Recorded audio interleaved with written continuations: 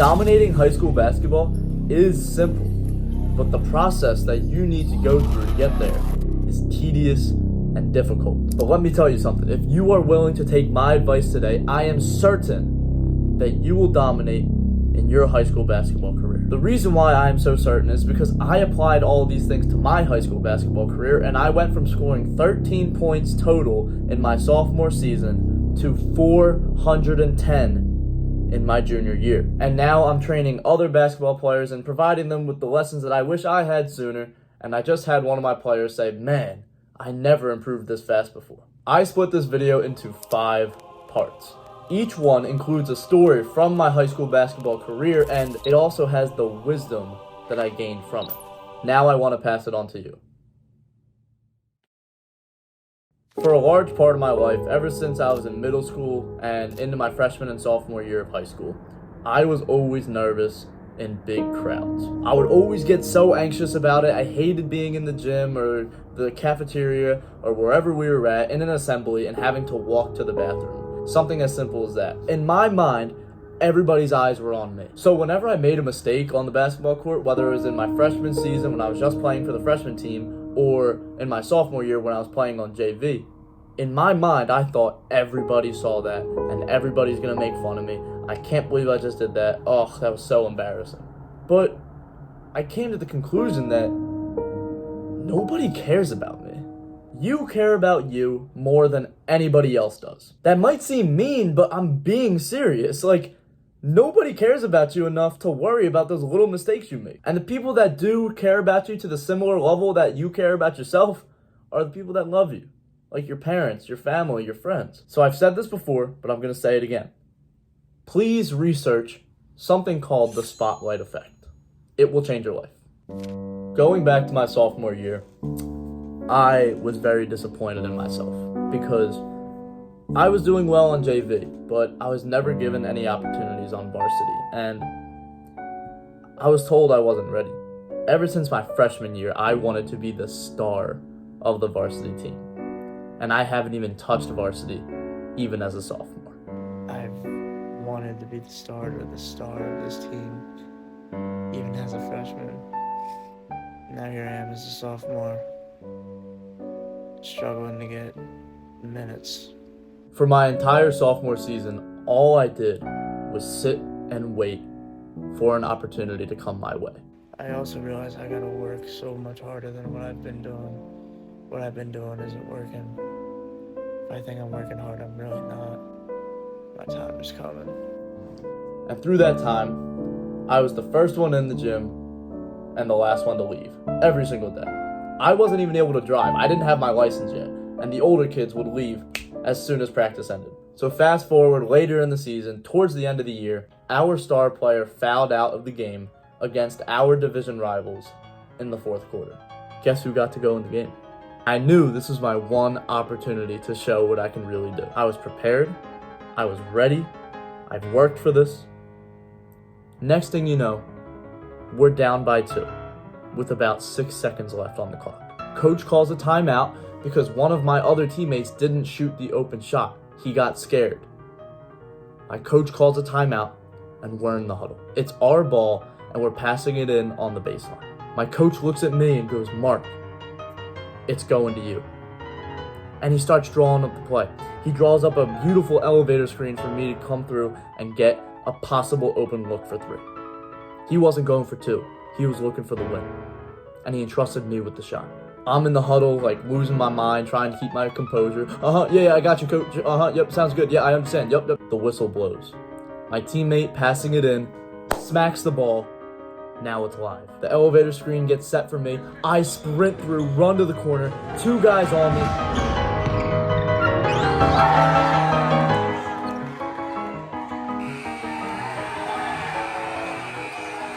It reminded me of all the times I played in the backyard as a kid, imagining a buzzer beater. In 5, 4, 3, oh, he misses it, but 2 seconds have been magically added to the shot clock. Confidence is preparedness. And that moment in my basketball career taught me just that. Throughout my entire life, I have always struggled with the what ifs. What if it doesn't go well? What if I make the wrong decision? What if I do something wrong. And it negatively impacted my basketball career too. I remember in my freshman and sophomore year, I began to just lose hope because I wasn't getting any varsity time. And I actually debated quitting basketball. I remember saying to myself, I'm just not cut out for this. I'm not good enough. I don't have the right genetics. I can't jump high. I can't run very fast. I'm not the strongest, so I can't do it.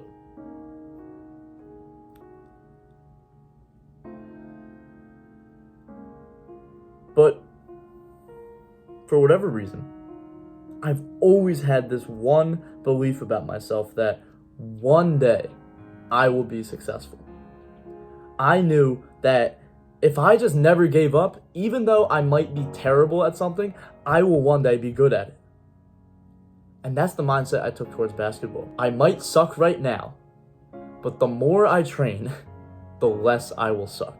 You know, there's an old video on my channel that I have privated that's just cringe, so I don't want it to see the light of day. But the video was titled, How to Guarantee Your Success.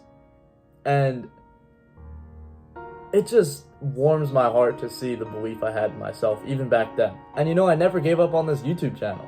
Through all the lows and the extreme lows and the deeper valleys, but I stayed with it. That is the power of having an incessant self-belief. And I learned through this time that a man is what he thinketh. If you focus on lack, shame, guilt, failure, that's what you're gonna get. But on the flip side, if you focus on happiness, joy, faith, confidence, love, passion, that's what you're gonna get. Now let's take a trip back to the prime of my high school basketball career. My junior year. This was right before my injury in my senior year, the start of my senior year, the very last scrimmage before the regular season. Anyway, we don't have to talk about the injury, it's just gonna make me more sad. In my junior year, we faced off against a team that everybody really wrote off and said, oh, not gonna lie, bro, no disrespect, but that team is better than y'all. And they seemed to be correct, because going into the second half, we were down by, I believe, 18 points. Now, thanks to the sheer will of my teammates, we were able to cut down that lead by every minute. Here comes the three-ball GCIT. Tries it again. GCIT. And Gloucester's up by 14, but they are not counting anything out. Hallman again. Good. Given. Risky pass there. Sets up a shot. Hallman. Good. Two players are down. GCIT playing 4-on-4. From the paint. Now it goes up to Phillips. No good. It's short. Second chance. Good. Game tie. Gloucester had the bonus with like 4 minutes to play in the fourth. Like we said, the new rule. Oh, here we go. Steal. Breakaway. Cohen off the glass and good for the go-ahead. 40 seconds remaining. Goes back to GCIT. 2-point game. Do they push the pace or do they keep it steady? It really felt like a deja vu moment. I remember my coach called a timeout and we got into the huddle. And my coach looked at me and he said, Mark, we're going to you. And he drew up the same exact play that we had against Clearview. This time was different. Because in my mind, all I could think of was, that turnover might have just cost us the game. And I started to get a bit nervous about it. And then one of my teammates tapped me on the arm. He said, yo, Clearview? For whatever reason. That's all I needed. I knew one of my teammates believed in me. And then I believed in myself. And the rest is history. 10 seconds to play. 9.3 on the clock. It will be inbounded by Pat Monahan. Oh, the ball gets away. Who's going to have it? GCIT will hang on to the possession. It goes to Stanwood. Stanwood inside. They'll get the shot off. It's good! Unbelievable! Gloucester calls the timeout, but will they get it? Unbelievable! Unbelievable! A double contest shot from Hellman! success breeds confidence, and confidence breeds success. Once you get the ball rolling, it's hard to stop it. Now, this story goes back to the summer of my sophomore year. I went through a rough period of my life. My mental health was deteriorating. I felt nothing. Like, some people will say, oh, I feel sad, so I must be depressed. Like, dude, I had no emotion. Colors weren't bright. Food didn't taste good. Nothing had like a smell that was nice. Nothing gave me anything like to make me feel like I was alive. But I was giving it my all. And it seemed like basketball was the only thing giving me joy. So I pushed as hard as I could. And I pushed and I pushed and I pushed. Until I didn't have anything left. And I couldn't go anymore. And throughout that time, I doubted my faith. I was basically an atheist at that point, believing that God is an illogical idea. It doesn't make sense, whatever. And I was in this room right here. And I sat at the edge of my bed. I remember I knelt down. And I said, Lord, I've been lost.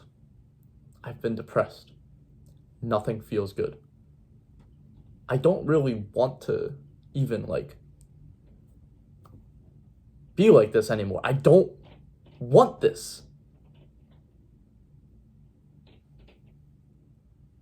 This is my last attempt because you haven't answered me. If you are real, I will be your servant. I will do anything that you ask of me, and I will try my best. But please, help me. In Jesus' name I pray, amen. And I remember after that prayer, opening my eyes, and nothing happened, and I got so angry. I was just like, this is it. Guess I'll just do whatever I want and live carefree, and hopefully I can feel better.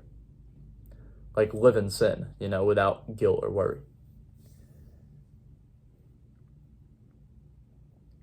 And then God appeared to me. I heard this voice say, relax, my child, for I am with you. And it sounded like the voice was in the room with me. It was weird. After those words were said, I felt this love that I never felt before in my life. This love was so powerful. It was so powerful, in fact, that I fell to the floor. And I don't know if you've ever been on one of those rides at the carnival or something that spin really fast and you get stuck to the wall. That's how I felt. I was on the floor and I couldn't even lift my head because the pressure of this love was so powerful. I loved it. It was beautiful, the most beautiful experience of my life. And if I could go back, I would just experience it again. And it ended like that. And me being me in my sophomore year, I got angry again, saying, where are you now? That was only 2 minutes. Where'd you go? And then I heard this in my head again, just saying, I'm always with you. Relax, my child, for I am with you. So, you'll see a lot in my videos. I speak of the power of Jesus Christ, and I mean it. So, my lesson from that story was that you must push as far as you can, and even more. Once you finally can't go anymore, God will carry you. But as always, keep God first. Stay blessed, bro.